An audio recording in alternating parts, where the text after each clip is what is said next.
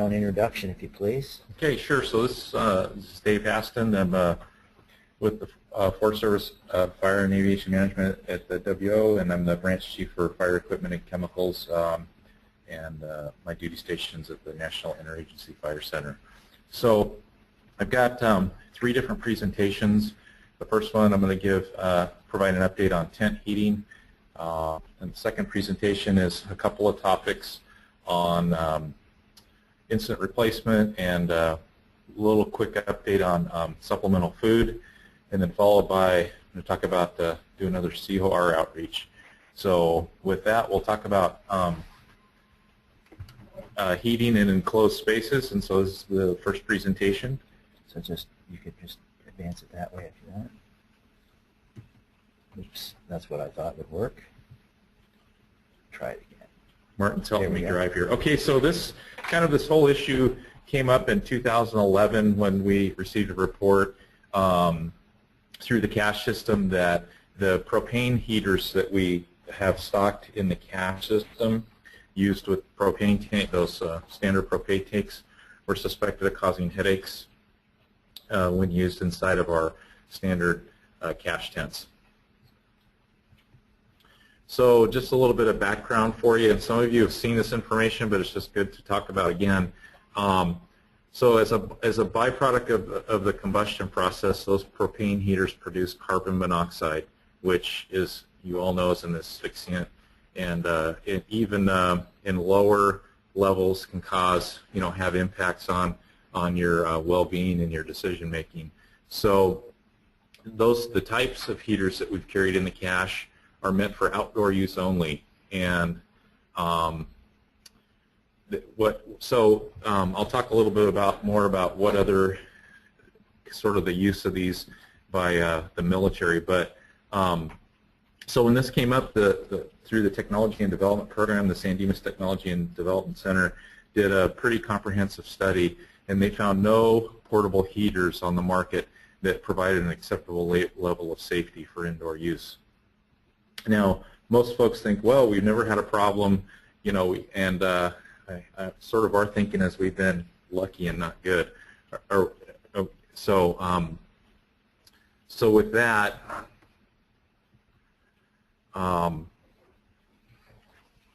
just a little recap too on just the whole, with respect to the cache system. Hang on, let me back up just a second here. So if you look at those, the cache tents and even the cache tents and even the Viper tents, they do have that little roof vent, and that is not an adequate amount of venting to use propane heaters indoors. And the amount of venting that you actually need is approximately two square vents about 2 feet by 2 feet, one on the bottom and one on the top, and that's a lot more venting than you would think. And so we know what happens is when it's cold and when the vents, those little windows are open, you're going to close them up. And so there's just not a way to really guarantee that they're used in a safe manner.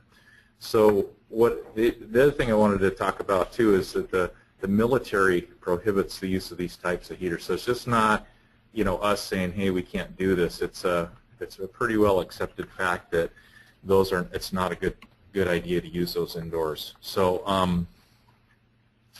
I'll just read these for you.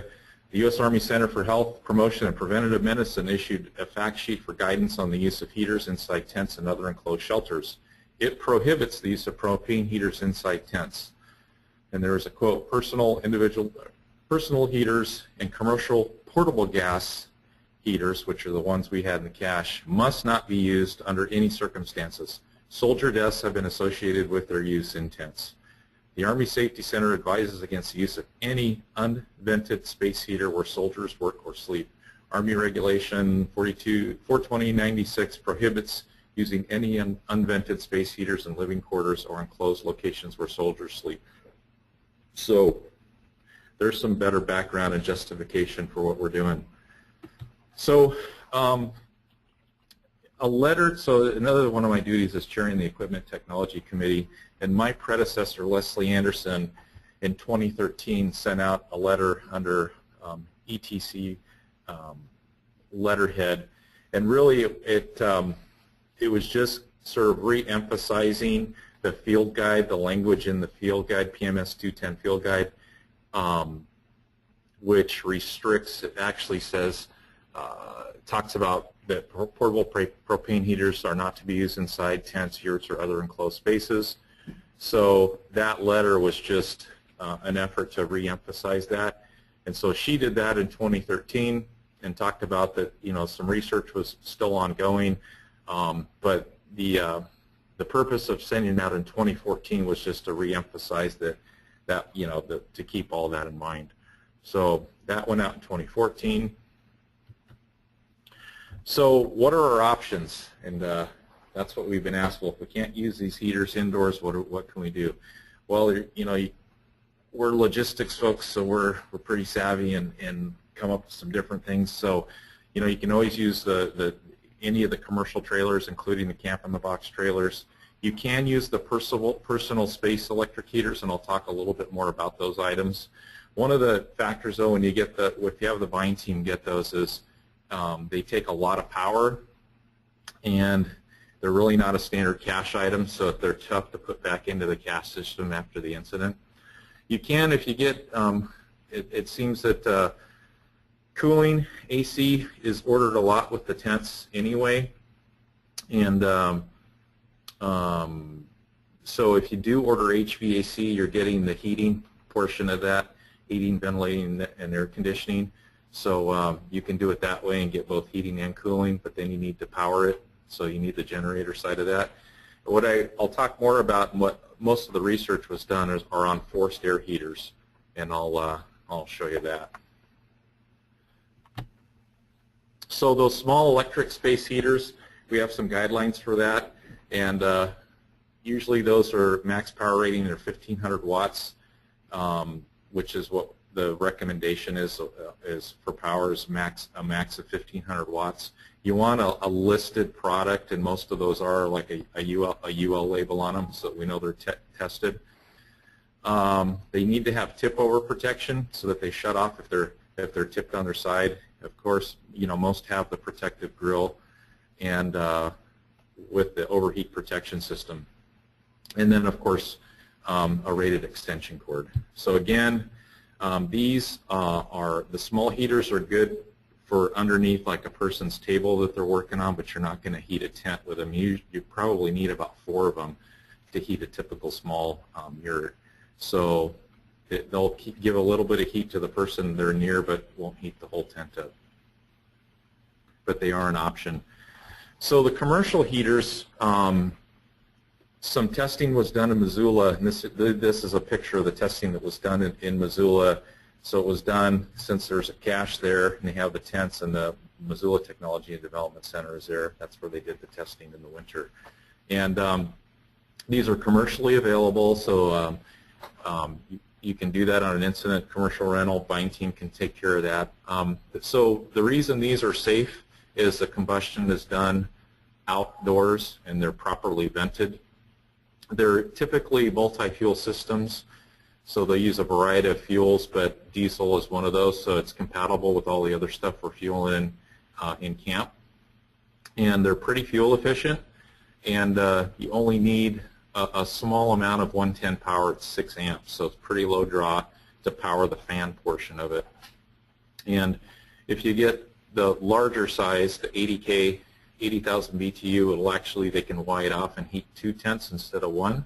So depending on the size, you can either heat 1 tent or 2. And so, proper setup is a critical thing. They do have thermostats. You can see how that heater ties into the bottom of the tent. So all this is kind of common sense, but installed by a qualified professional provider. The ducting all has to be done properly. We do have, and I'll give the ordering specs to Martin to send out, but we do have ordering specs available for teams interested in going this route. We do recommend that by region, the regions develop a source list so that you're not searching once you get there. One of the things we had contemplated were purchasing some of those types of heaters and putting them in the cash system, but we just, as with, you know, many of the items that would be nice to stock in the cash system, we just don't have the room. Then there's the refurbishment aspect, so it's stocking it and maintaining them is just problematic. So eventually we could get to that point, but at this point the way we want to go is renting them. So that's the presentation and the update on tent heaters, and certainly try to field questions, but the technical contact is Sam Wu at San Dimas, and that's his information there. He does have, I think, one of the shortest emails in the Forest Service. That's a good one. Okay, we'll go ahead and gear up for the next presentation here. Okay, that one's closed. Whoops. Hey, Marcus. One, save that. Okay, which one next? Miscellaneous? This one? Instant replacement. Okay.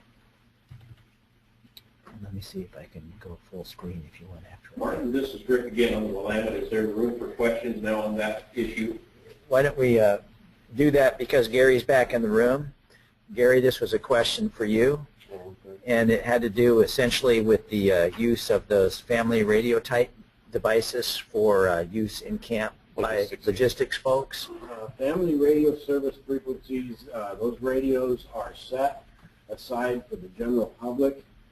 There is a section in the NTIA manual that I can send you that prohibits any federal use of those radios on any kind of a federal incident. So the answer is no, you cannot use the FRS radios.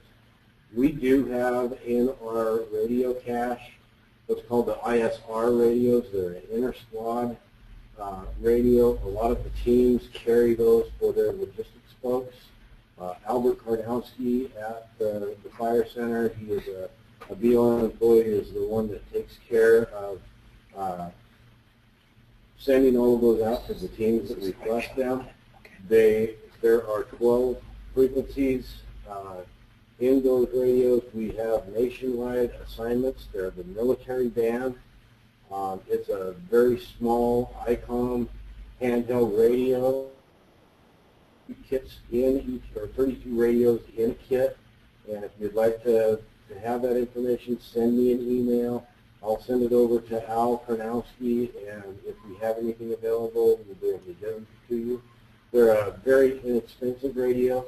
The problem is ICOM is no longer making them, and we're looking to find another manufacturer that we can purchase more. They're about $115 a radio, and we do have several of those in our cache. And if you want to send that information out through me too, I would be happy to do that, Gary. We can get that information out to you guys. Thank you. A question for Dave on the heaters.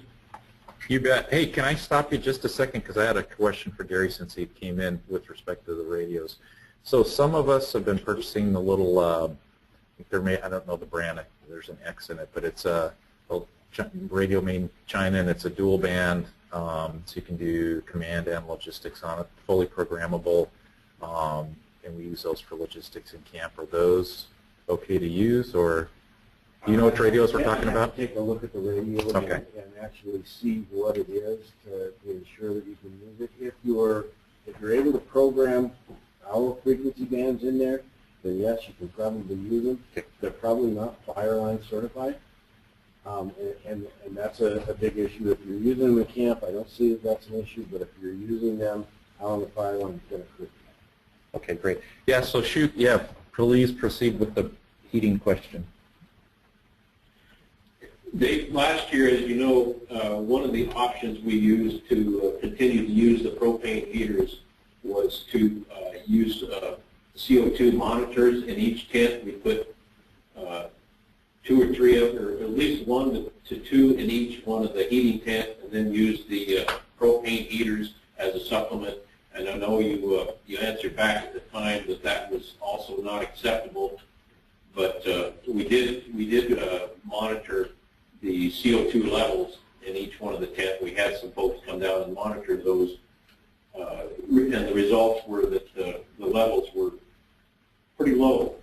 I can't remember the numbers, but that was one of the options that we ran through our safety officers, and they approved at the time the use of CO2 monitors to do that and still use the tents, but as long as we had a window open, like you described. So we did that, didn't have any troubles, but I just wanted to comment on that and see what you had to say. Sure. Yeah. I mean, it's you know, depending on the quality of the carbon monoxide monitor that you buy, they can be notoriously, I mean, a good instrument, or they're fairly expensive, a reliable instrument. It's just, I mean, if you have a broad policy, it's just very tough to assure safety, just because you guys were probably very vigilant on keeping those vents open. I don't know, you know, how big they actually were, but just being able to assure that people always do that is not possible. And then you're getting some ventilation when you open and close the doors throughout the day. So if they're used at night, especially for sleeping, that can be a problem. But the main issue I think we identified in the response is that you can get lower levels of CO that may not trigger the alarm but still aren't not good for you. So it's just kind of like that chronic exposure that you're getting all day long that's not triggering an alert, but it's still not good for you. So it's just, you know, if you, he's bringing in the radio right now that we were just talking about. So yeah, I mean, it's really tough, and I think just the cleanest way to do it is just to say, well, you know, to not do it, to have propane heaters indoors. Otherwise, you know, we're going to go back to the same way in a lot of cases, I'm afraid, of the way business was done before. So yeah, Well, go ahead, sir. The issue we ran into regarding the diesel power heaters was we tried to get some out of the cache. We thought there was a few around, and they weren't available last year. And then we tried to get them commercially, the diesel powered ones, and they weren't available here in the Northwest either, at least in any quantity or source close enough to get. So, and then the HVAC, same thing. There's only a few commercial contractors that even carry it. Like you say, they need a lot of power, and they're an extra generator and extra effort. So we didn't have a lot of options with a big fire gear on this. So I'm hoping that the source contact list that you're bringing out will provide some better options for us. Yes. Summer as things get cool. Sure, you bet. So actually, Region 6 was the region that wanted to try this out last summer. And so Region 6 Fire Contracting did develop a source list. They actually set up an agreement with one of the vendors, and I'm not sure how well that was communicated throughout the region, but that was available. And what happened, I think they tried to use them at least on one fire, and then the incident didn't want to use them. So I would suggest you get with Ben McGrain with Region 6 Contracting, and he can probably help you out with some information. Okay. Now, one other thing is that a couple of months ago, I met with a representative from the Mr. Heater Corporation, and he said they have some new heaters out this year that are 20,000 and 30,000 BTUs and UL approved for indoor use. And they said there's a lot of them available if that was something that we could use, because they're readily available in several sources here in the Northwest. So if you have, we're definitely interested in taking a look at that. If you have any information, if you could send that to me, you could send it through Martin, or I can just look at my email and in the Forest Service system. We'd be happy to take a look at that. Okay, will do. Okay, great, thanks. Any other questions on heaters? All right, he was in the hot seat. Now he's going to go on to the next topic. Okay, so we've got two topics in the next presentation to talk about. There are a couple of questions. Oh, go ahead. Sure. I'm sorry. There are a couple of written questions come in. The first one's from Michael Payne. He says, can you hear me? Loud and clear, Josh. Go ahead. Okay. Michael Payne asks, what are the upsides and downsides of the HVACs that the vendors could provide? Yeah, so the downside is that they require a lot of power, so you just have to account for that. But really, they're pretty good at providing. If you get cold at night, hot in the day, they can do both, or they can do one or both of them. So they can start taking up room in your camp layout if you don't kind of take a systematic approach to how things are laid out. And if you got HVAC units for each tent, you just have to be think about how you're doing your power system and that kind of thing. And plus, like you mentioned, since it would be vendor provided, then they're providing the service and everything else, storage and whatnot. Right.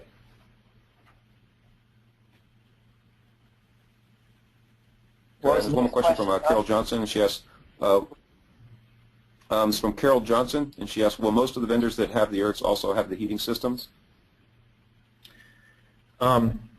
So that's a really good question because so we have two sources of tents. We got the cache tents, and we have the ones through the Viper system, at least on the Forest Service side. So as you guys know, the cache systems there's no heating or cooling that comes with that. But with the Viper tents, you do get cooling, and a lot of times those vendors can provide heat, either heating those diesel-powered heaters, or like Western Shelter, they have them, or they also have HVAC that they can provide. But it depends on how the incident wants to, how they want to rent the equipment, whether they want to go with the same vendor that provided the tent, or they want to do some other commercial source. Right. So it can go through the buying team, or it can be done on an incident-only ERA and that kind of thing. But and Shane Valley will be up later this afternoon. In the Forest Service Viper system for tents, there's not an optional item for heating, so that has to be done separately outside of Viper. I'm not sure if I answered. If I didn't answer, please either speak up or type in another question. She said thank you, so I guess that. Okay, sure. Is that it, Josh? That's it, yep. Okay, so just two miscellaneous topics that shouldn't take long. One is on incident replacement, the first one. And sitting with me here is Marcus Medina, who spoke Tuesday. And Marcus is our current chair of the National Cache System. He's cache manager at Rocky Mountain Fire Cache. And so he and also supply unit leader. So if any hard questions come up, I'm probably going to ask Marcus. But so as you all know, in the Interagency Incident Business Management Handbook, Chapter 30 talks about damage, loss, and incident replacement. When we talk about NFES items, you all know that's refers to the National Fire Equipment System, and that's that 6-digit number that we track items by. Typically, we use the last 4 digits. It's actually a 6-digit number.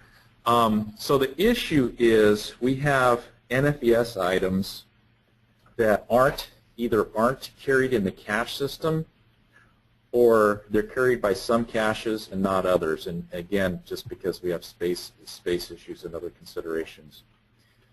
So some issues have come up, and which we're trying to actually address in the upcoming edition of the Business Management Handbook, of getting replacement for items, NFES items that aren't carried in the cache.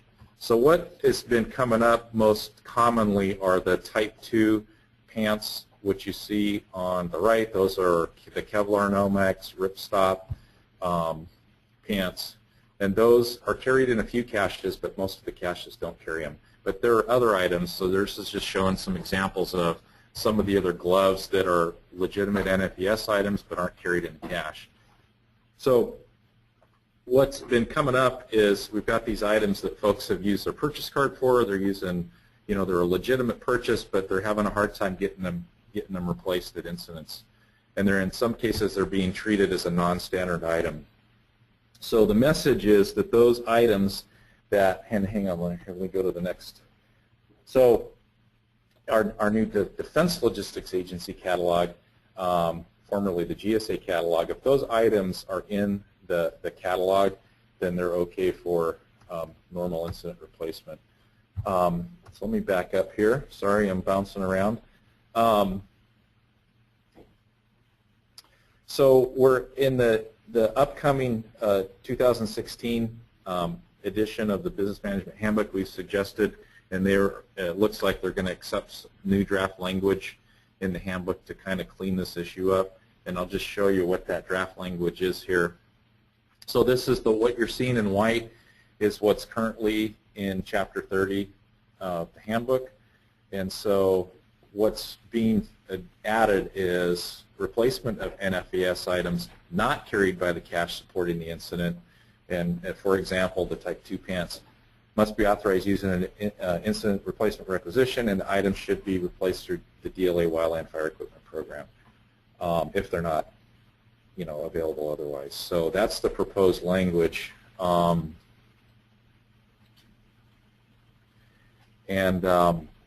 Again, if you guys, and this would be a good opportunity too, if you have any questions about procurement through DLA, I can certainly try to answer those. But the catalog's an exact copy of what the new catalog that they're going to produce soon is an exact copy of GSAs, including all the pictures. So one thing that's different is the pricing. You'll see in some cases some price increases. So do we want to pause and see if there's any questions on incident replacement that Marcus can answer?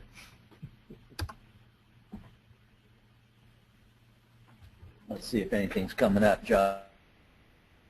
Make sure in the show. So Nothing written. Okay, so we'll keep moving here. So stand by. So Sarah Fisher, my counterpart at NIFC, wanted me just to mention this, and Dave Burley, who's coming up after lunch with the business management updates, he might also have some info on this, or if he might be stealing a little bit of his thunder. But in the upcoming edition for 2016, there are no major changes, but one notable change includes a change in the supplemental food policy, and that's currently being reviewed by MTDC and NWCG Risk Management Committee. So what will likely happen is a revision to that portion of the handbook, so that it's more focused on line personnel for those folks that aren't getting enough food. So you can look forward to that. So that's what I had on those two topics. go to the next show. And we can. And again, if any questions come up on any of these things, feel free to ask away when we're done here.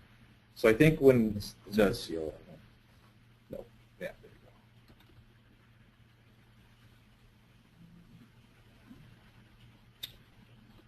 So I think when you had an update, there was a pitch earlier in the week, but since it's such an important thing, I'm going to circle back to it again.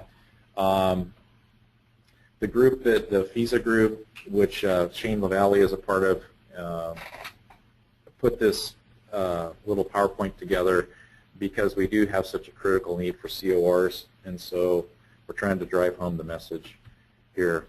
So what is a COR? COR is designated by the contracting officer to assist in the technical monitoring or administration of a contract. So they monitor performance, they manage contract changes, inspection and acceptance of supplies and or services, and review invoices and processing for payment.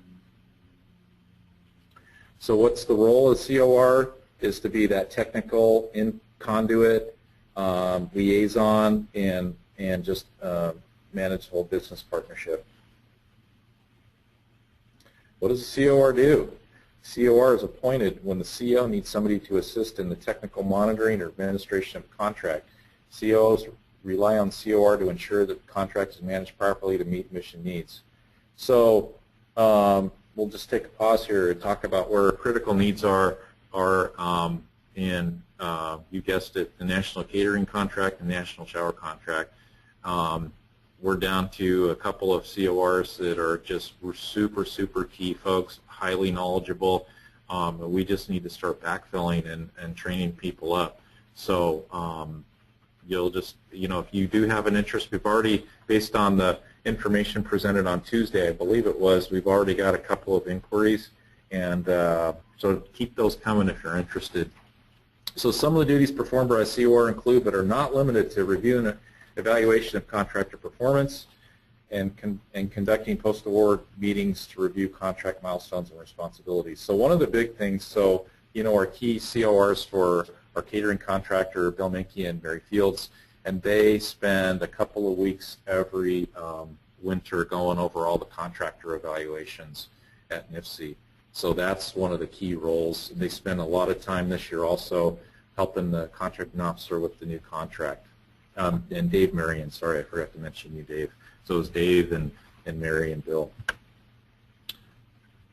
So again, more of what a COR does is monitor contract performance to ensure contractor complies with all requirements of the statement of work, specs, and performance work statement when necessary, and when necessary provides technical direction to the contractor's manager, technical manager. So they also inspect and accept goods and services and ensure that all government furnished property is monitored and accounted for. So I did have a little question that came in as far as what we're looking for the COR. So we're looking for, specific to food and shower, we're looking for level 3, but if you're a level 2, we will, if you aspire to that and you have the background, we'll work with you and try to help you along to get to that level 3.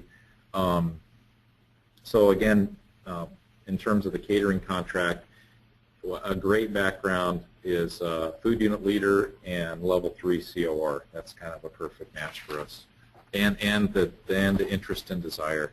So this talks about the levels, level 1, 2, and 3, so just keep up those COR hours of training. So on incidents, who does the COR interact with? The contractor, the ICPIs. Sue, are you talking all about ICPIs this week? I did. Okay, great. So finance, logistics, ground support. I don't know why they broke ground support out. I think we just need to move that button over. We'll get that fixed. So our specific COR needs in fire, we have a critical need to maintain that qualified pool of certified CORs. And many of our CORs are eligible for retirement in the next couple of years. So additional information, references, there's some, when you guys get this copy of this, you'll have these links to these websites. So that's it on the CORs, and that is really all I have, and happy to take questions. Dave, this is Rick on the Willamette. I've got a question on that. Sure.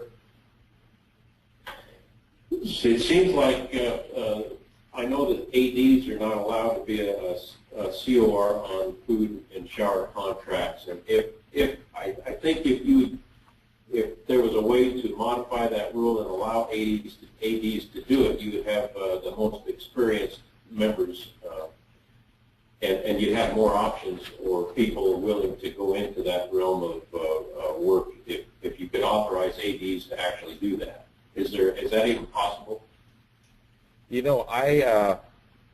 don't know. I don't know how to answer the question. I mean, I think one thing, in general, with the ADs are a critical component of our surge capacity, but we just have to be careful we don't perpetuate the existing problem. We really need to get current employees. I mean, I totally understand what you're saying.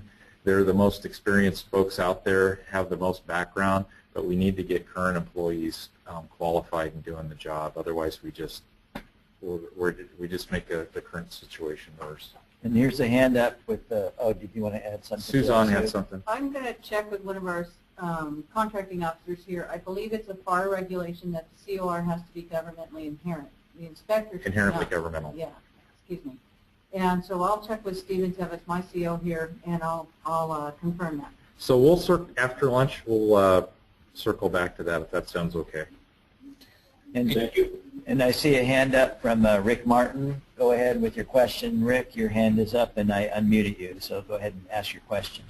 Thanks, Martin. I think a lot of you know I was a COR for 3 or 4 years until it was just before Lothar retired, and I believe that's correct. The FAR, and it was, made that decision. It was made way above even the Washington office level, somewhere up at the Department of Agriculture, that they took the ADs out, and there was some talk about trying to get that changed, but nobody would do it. But I think if there was a push from this level up, I know it's kind of hard to do at times, but you might be able to get that back, because like Rick Breckel was just saying, and others, there's a big talent world out there, and to get CORs that are agency personnel, you can't even get them to fill regular fire jobs, let alone to go as a COR with no financing and background. So yeah, if there's something else that they can do to push that issue up the ladder, I think it'd be to everybody's benefit. Sure, yeah, understood, and thanks for that info. So one way we can utilize those ADs are just, in addition to, there's other roles where we can utilize and help those folks troubleshoot some of the issues during fire season. We actually, I don't know if we did it last year, but after Lothar retired, utilized him as an AD, not as a COR, but just as a troubleshooter. So I guess the way I'm viewing that is, using ADs to train and train our new CORs and just help us in other ways, provide that, subject matter expertise. And I see we have a hand up with Michael Payne, and I just unmuted you. Go ahead with your question, Michael. It's me there, man. You better type it in again. Undo the hand. Go ahead, Michael. You can Undo the hand. Oh. How do you undo the hand? Where's the hand? Do you want to take your hand down? I did it for him. Michael Payne, if you still have a question, you can raise your hand or type it in. I just muted him. Oh, they meant to prove. So let's see if we've got Here's any another other. one from Rick Martin again. Rick? Oops. You're muted yourself according to my picture, but go ahead with your question, Rick.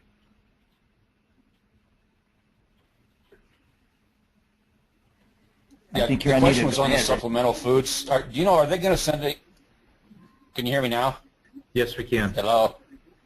We can hear you now. On the supplemental food stuff, are they going to go out to the field and ask for input on that? Because I know that's been the supplemental as written came under a lot of scrutiny and a lot of interpretation as written, and even putting that new stuff that you've got in there. I don't think that the issue is so much at the incident level with those trying to get it, whether it be facility unit leaders or food unit leaders, but more so, and speaking from experience, and I know there's others out there too the same way, we get stopped by finance and the buying teams and stuff like that from trying to get the food, those supplementals for the firefighters more than anything. And no matter how you try and justify it, they just flat say no. So to me, there's an educational process, again, with others besides us to get that supplemental food out to the firefighters. Right, and so that's part of trying to clean that language up in the handbook, is so that you don't have that struggle. And I think, and not to put him on the spot, but those would be good things to ask Dave early after lunch. Okay. That's it, if that makes sense. Since he's from the Incident Business Committee, that's responsible for the handbook. I'm looking for additional questions out here. There's a few written ones. Go ahead then, Josh.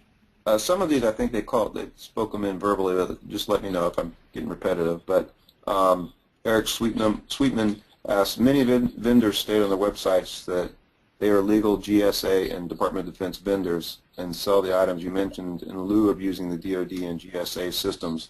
Is it possible to have them change their info? So, hey Eric, it's good to hear from you, first of all.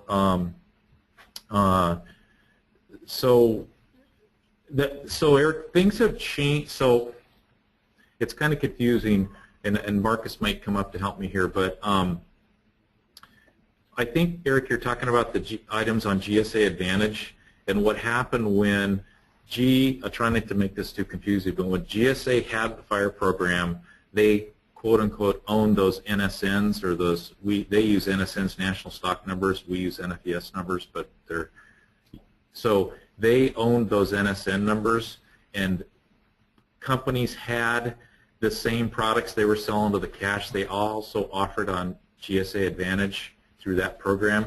When GSA turned the program over to DLA, they did what's called a logistics DLA took control over those items, and they disappeared from the GSA website.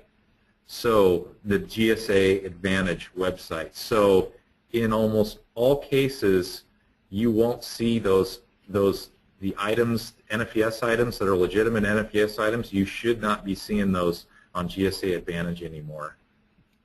That's our understanding. So really, if the vendors are saying that, it might be an equivalent product, but I think it's like a case-by-case basis to really make sure. You're going to have to what you'd have to do, Eric, is look up in the catalog the NSN. So if you look in the GSA catalog, it lists the NFES number, and it'll also list the NSN, and you'll just need to make sure the NSN on their website matches the NSN in the catalog.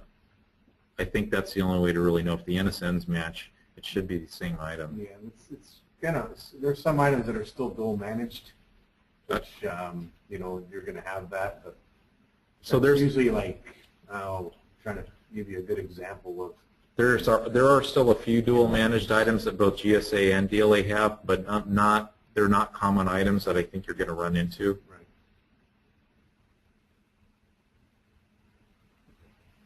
Go ahead with the next written question, Josh. Next one's from Barney Lyons. We had a large number of COTR on the National Food and Shower contracts that attended training every year or two until the USFS implemented the need to be at a level 3 level. These positions were never grandfathered into the new requirement. The COTR AD rate was lower than the unit leader.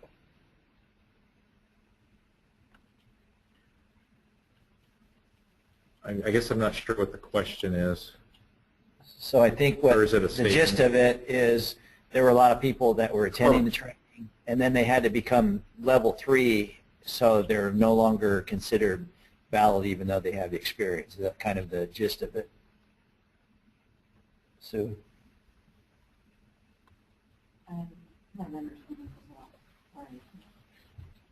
If that person wants to send in another question and or raise their hand, they can also. Let me see if I can unmute him. I see him right there. Barney, hold on. Barney, I just unmuted you. Do you have a microphone? Can you talk, Barney?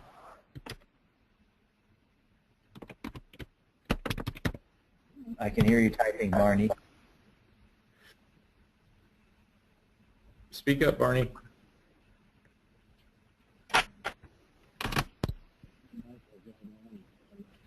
He might not have a valid microphone. He might be getting a written one there. He wrote that Martin is right on with the question. The question one more time. So he said Martin's right on. So the question or the point was there were a lot of people that were trained as COTRs who'd been trying to keep current and so forth, but then when they raised the level to require them to be level 3, they suddenly became unable to fulfill the need, I guess. Well, there is, as Dave mentioned, the level 2, where we could get that training to raise those people up. There's also through FADIS, there's several different classes available that you can take online that will help you with your continuous learning points to get you back up to that level 3. So there's a different ways of getting that training and staying current, if that helps. And it sounds like probably the bigger issue right now is, as was brought up earlier, is that it was considered inherently governmental that can be the COR. So that sounds like that has to be tackled at a higher level for sure. Thanks, Barney, for your input. And I'm looking for more hands up. Okay. Do you have any other written ones there, Josh? No. Rick Martin says he knows what he's talking about, but I think he might have already addressed it. As long as others recognize that he knows what he's talking about, that's the important thing. Great, Rick. Thank you. And I'm seeing no other questions yet.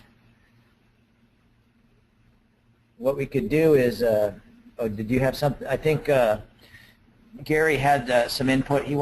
That's a pretty good mic. Gary had some input probably related to that radio that was brought in here. So this is Dave again. This is the radio that I asked about, the dual band that a lot of logistics or people have, and one was brought in to look for Gary to look at. What was that model back there? Waxon brand. The Waxon. Waxon brand radio. The big concern that I have, and I talked to my acting division chief at NICD, we can't tell you you can't buy it. It is not a fire type certified radio to be used on the line. In order for it is FCC approved. It does fall within the federal spectrum band to be programmed. The big issue is that I have to do is I have to go to the Washington Office of Spectrum Managers, Tommy Thompson at the USDA and Chris Lewis at the Department of Interior, and ask them if we can legally program the federal spectrum into these radios. My concern that I have just as a communications frequency coordinator is if we open up these radios to be used in camp only, will they eventually migrate out to the field, out to the line? And I can see, this is just me thinking out loud, ground support, somebody grabbing you in ground support and driving out to a drop point on the fire line and having one of these radios, then it would not be fire line certified, and they're actually going out through the fire, and they're saying, well, this is the radio I was given, and something happens, then would we be opening up a huge can of worms? So I want to get information back from the spectrum managers at the Washington office level, see if this is an approved radio that we can actually program and make sure that we're legal.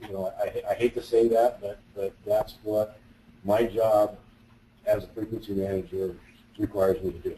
And the same potential could be there as a camp manager out there at a spike camp, and they suddenly start talking to the line with that and so forth. So, we got to make sure that we're using the fire certified radios.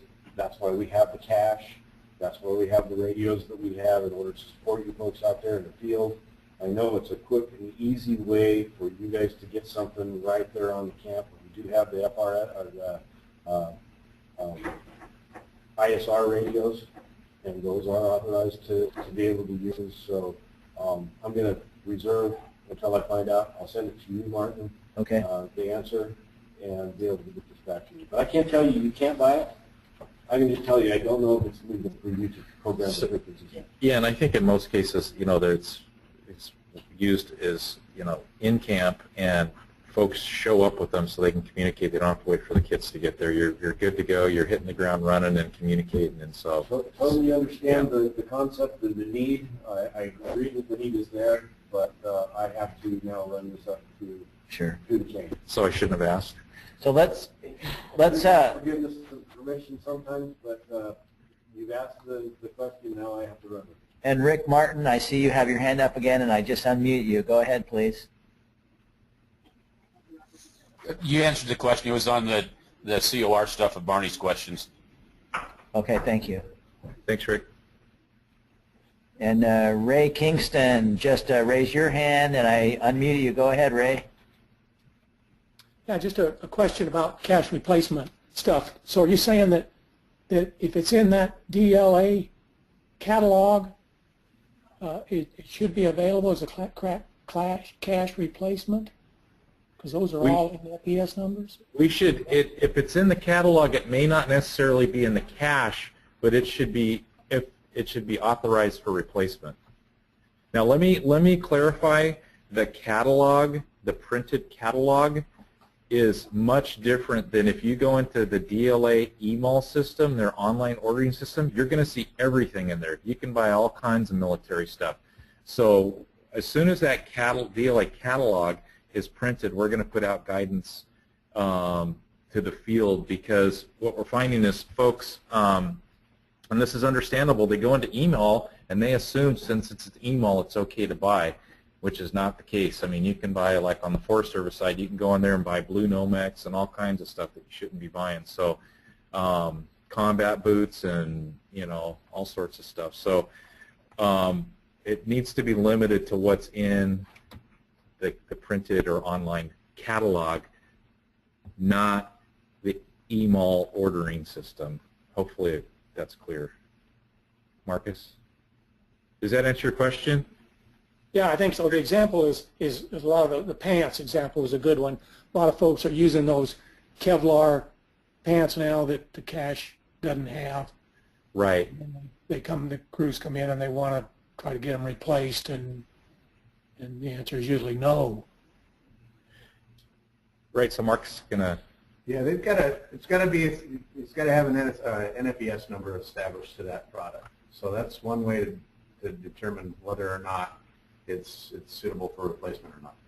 So those ones you're talking about, Ray, do have NFES numbers. So if they don't, there's so many different types of Kevlar pants out there. There's aftermarket Kevlar pants, and then there's the cache system Kevlar. so we're talking the cache system Kevlar pants that have an NFES number. Okay, thanks. Sure. There's a couple of comments that have come in. Let's see. Richard Barrett says, not a question, but he says, I'm a government employee, level 3 COR, certified as F. And then he also writes, FACL and GSUL, please email me the information to become COR for fire duty. Rick_Barrett at nps.gov. And what you can do, what he can do is also send me an email to that effect, and I'll distribute that to the whole membership that aren't attending today. So if there's a bunch of, you know, facilities unit leaders and so forth, ground supports, they can get that info. Or I'll throw up the last slide. Stand by. Here, I'll help you. Mark. Okay. Martin's gonna. Let's see. I'll throw my email up, and feel free to just shoot me an email with your information. Which so one it's was that one? This one here? Yeah. And the last slide. Oops, go to the last slide. This one. Oop, there we go. Yeah, so there's my email, dhaston at. Shoot me that info, and or Martin, and we'll appreciate that. Bob Harrell also writes, radios help to eliminate, I believe he means carrying both logs and command radios. Yeah, so I guess his point, since it's a dual band radio, they have that feature. And Gary's not here, he stepped out, but understood. Okay, and the last thing is Tara Ho wants to know if you could put the updated agenda up again. Sure, absolutely. I can do that with a simple click of a button, just like that. And let me close this one. So just a synopsis for everybody. We will have a break here in about 5 minutes from 1100 to 1300 Pacific time. And then in the afternoon, Dave Burley will be coming up at 1300 Pacific time talking about business management updates. And Josh, you're going to be doing a short whirlwind tour when we hand you the controls about the lessons learned site, right? Yeah, you scared me with 45 minutes there. I don't think I've ever spoken about anything for 45 minutes. Well, we'll take whatever you have to give us, and if it turns out to be a longer break in between, there's no problem with that either. Okay. And then many people will be interested in hearing the Viper contract updates from Shane LaValle at 14:30 Pacific time. And lastly, Dennis Fiore will have him and a couple teammates will be going on regarding, well, I mean, we'll be doing their presentation on sustainable operations and greening the fire camps or recycling and so forth. And he's going to be trying to be somewhat interactive. We talked a little bit yesterday. But anyway, that's the agenda. And let's see if there's any additional questions out there with raised hands or whatnot for the next 3 or 4 minutes while Dave is still with us. Do you see any more written ones, Josh? No, nothing written. Okay.